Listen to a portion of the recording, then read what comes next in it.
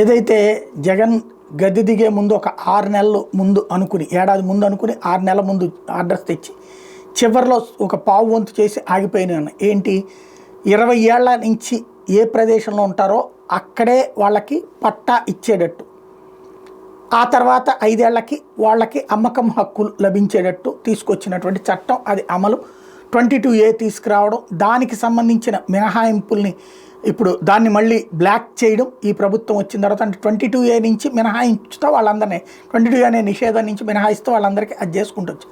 ఇప్పుడు దాని మీద అన్ని రకాలైన వార్తలైన ఇప్పుడు వచ్చేటప్పటికి ఆ 22A కాన్సెప్ట్లో రివర్స్ ఇష్యూ నడుస్తుంది.